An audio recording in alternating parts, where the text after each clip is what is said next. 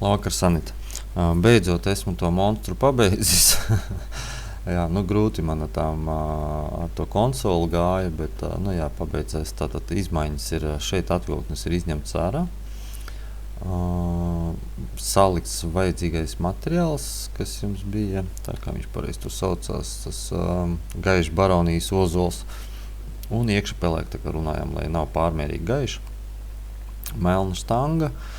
Vienīgais, ko es izdarīju, šīs daļas bišķi samainīju. Un tātad šeit man ir nepieciešams balsts. Es viņu pieliku tā apakšā. Savukārt šajā daļā es šo atstāju kā vienu veselu, lai viņš neizliektos. Tikai tam dēļ, ka šeit jums ir stanga, tātad jūs šeit lielāko daļu kārsiet drēbes. Ja jūs tur arī kaut ko vieglu ieliksiet, nekas traks, protams, nebūs. Bet tas ir domāts tā, vienkārši ražotājiem ir uz 1 metru 60 platumā ir noteikts svars, pie kuru detaļa sāks izliekties. Un jūsu gadījumā šī detaļa ir 99 centimetri. Tātad viņa ir ļoti plata. Līdz ar to, ko es izdarīšu, es vienkārši salikšu šeit aizmugurē pie sieniņas, pa cik šī ir tā kā pilnā sieniņa, jeb biezā sieniņa, 16 mm, tad šeit es apakšā ielikšu stiprinājumus, lai vienkārši tā daļa tā kā būtu izturīgāka. Bet ņemot vērā, ka šeit tur, teiksim, pārmērīgi tur kaut kādus čemodānus smagos, tur lielu lērumu ar gultsveļu, nevajadzētu krāmēt, jo tad vienkārši tā detaļa varētu izliekties. Tā, un šis risinājums ar jūsu atvilknēm ir šāds apmēram. Tātad, ko es esmu paredzējis, ka šie plaukti būs maināmiem augstumiem, starp plauktiem ir 15 cm. Normāli mēs liekam 20, bet pat cik diezgan daudz atvilknes jums tā kā tiek likvidēts, diezgan liels apjoms, tad es paredzēju, ka šeit būs vairāk, teiksim tā, vairāk plauktu, un līdz ar to es nezinu, cik liela jums tur apavi ir, bet, ja vajadzēs, tad kādu plauktu vispār varam izņemt ārā. Šobrīd te ir salikti 1, 2, 3, 4, 5, 6, 7, 8, 9, 10, 11, 12 plaukti. Tātad 12 vietās jūs varēsiet likt apavus. Un vajadzības gadījumā tad plauktus varēsiet vēl pamainīt augstums. Tātad šie 3 mainīsies augstumi, šie 3 mainīsies augstumi un šeit pa vienam. Un tā konstrukcija, tā konstrukcija īstenībā būs ļoti izturīga. Vienīgais mīnus ir kāds, ka tai konstrukcijai svars, tātad visai atvilkņu kolonnai, mēs runājam tikai par šo kolonu, viņai ir svars 60 kg. Vienīgās vadotnes, viņas ir diezgan padārgas, bet vienīgās vadotnes, kas šādu svaru varētu izturēt, ir uz vienu vadotni 70 kg, tas ir Blue Movento ar Blue Motions sistēmu, jeb par aizvēršanos ar bremzi. Un es likšu 2. Tātad gan augšā, gan apakšā būs 2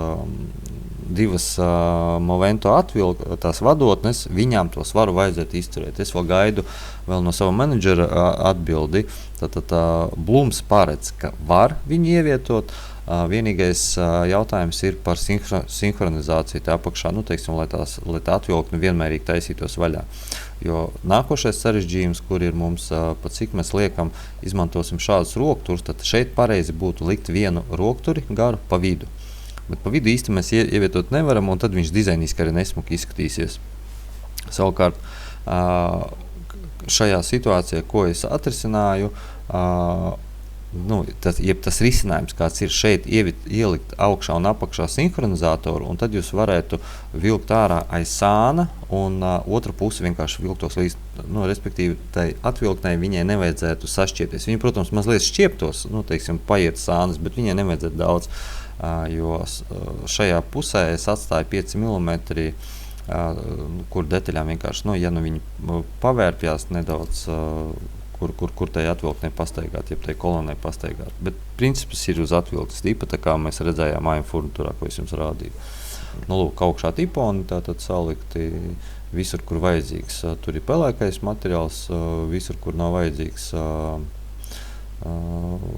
maliņas. Tur es nelieku maliņas attiecīgi, lai vienkārši to visu projektu nesadārdzinātu.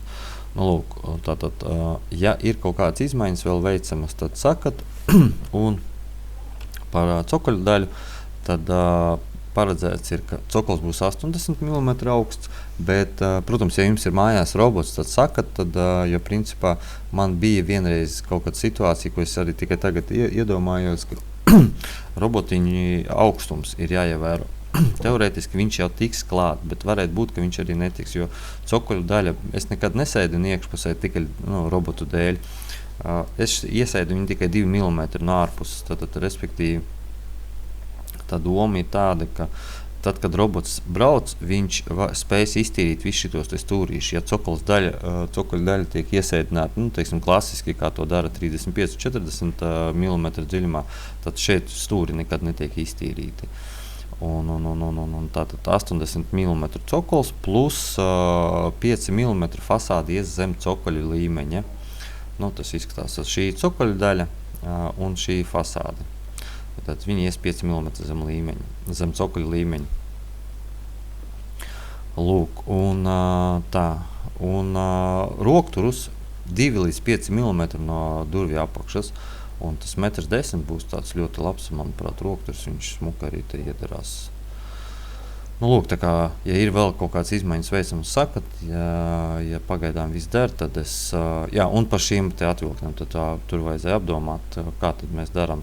Es varbūt ieteiktu, pat cik, es nezinu, ko jūs tur liksiet, protams, bet pat cik jums vēl kumoda ar atvilknēm, tad varbūt šeit, teiksim, viena atvilkne var likvidēt un atstāt 2, teiksim, mazākas atvilknes.